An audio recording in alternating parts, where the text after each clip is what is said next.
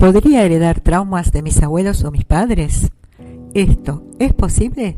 Sí, esto es posible y lo veremos en este video, gracias a la epigenética transgeneracional.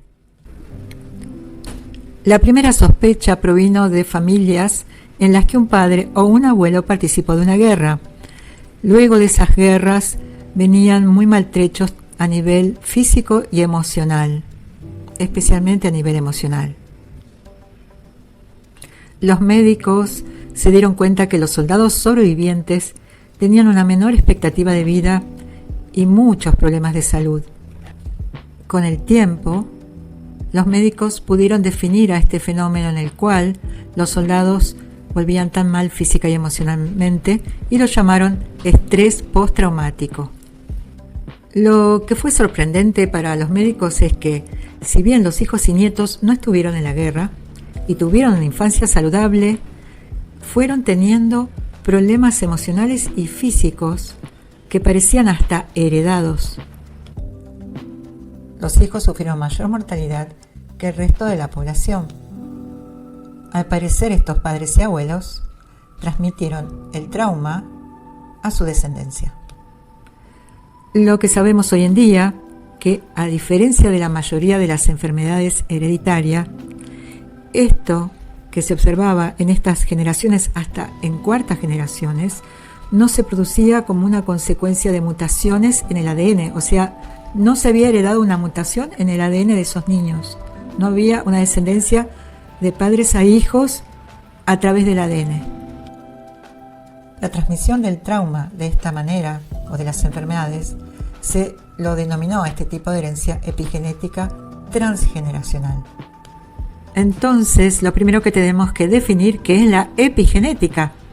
Y la epigenética es un proceso de etiquetado químico de nuestro ADN, o sea, está por fuera ese etiquetado, pero ¿qué hace? Modifica la forma en que se van a expresar nuestros genes, porque hace que esta doble hélice se enrolle o se desenrolle de forma tal que pueden ser expresados distintos genes o se dejan de expresar distintos genes.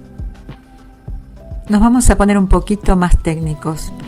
¿Cuáles son los cambios epigenéticos más comunes que se observan? Uno es lo que se llama acetilación de histonas, que básicamente lo que hace es activar genes. Son pequeños grupos químicos que se unen a las histonas, que son las proteínas que están unidas al ADN. Entonces, cuando estos grupos químicos se unen a esas proteínas, que a su vez están unidas al ADN, hace que los genes se puedan expresar cuando antes a lo mejor no lo podían hacer. El otro cambio epigenético se denomina metilación de genes. También es un grupo químico pequeño, un grupo metilo, que se pega a determinadas regiones donde hay citocinas y guaninas en el ADN, pero básicamente lo que sucede cuando hay una metilación es que se inactiva genes. ¿Por qué? Porque habitualmente esto sucede en una zona que hace que se decida si ese gen se expresa o no. Entonces, acetilación activa la expresión de genes, metilación inactiva la expresión de genes. A estos cambios, en vez de llamarlos mutaciones, los llamamos epimutaciones, porque son modificaciones externas a la secuencia del ADN. Y así es como el estado mental de las personas también puede ser afectado porque se afecta el material genético de esta manera. O sea, así es como se hereda el cambio. No se hereda en el ADN, sino por fuera del ADN, pero se hereda. Pero hay algo muy interesante. Estas etiquetas químicas se van a agregar o se van a perder o eliminar de nuestro ADN en respuesta a cambios ambientales. Cuando yo hablo de cambios ambientales, estoy hablando de cambios a nivel celular y tienen muchas veces que ver con la forma en que vivimos, ¿sí? Y esto incluye la alimentación, pero también las emociones, cómo gestionamos nuestras emociones. De alguna forma también vamos a ver que produce cambios epigenéticos sobre nuestro ADN. Si analizamos el ADN y los cambios epigenéticos en los gemelos, que lo más interesante es que tienen el mismo genoma,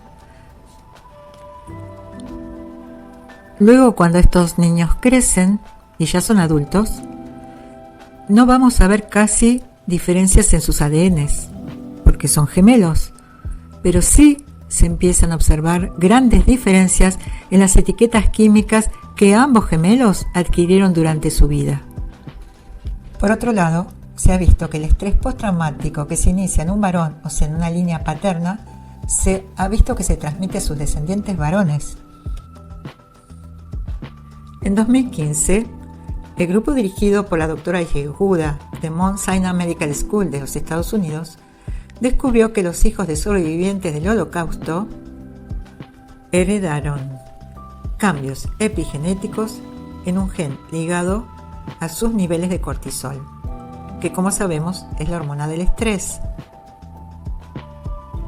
Por supuesto, aún existe una gran controversia en cómo realmente se transmite el trauma de generación en generación, y especialmente que sea a través de la línea masculina.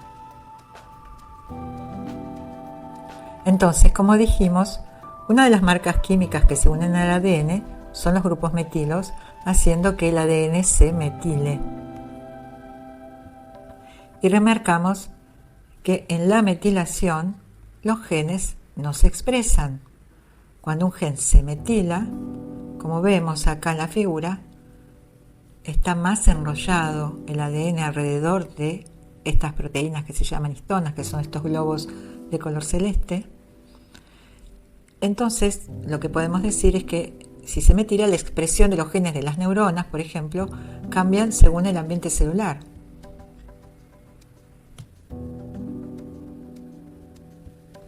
El problema es que en la fecundación se produce normalmente la pérdida de la metilación del ADN de origen paterno que proviene de los espermatozoides, pero se sabe que es incompleta.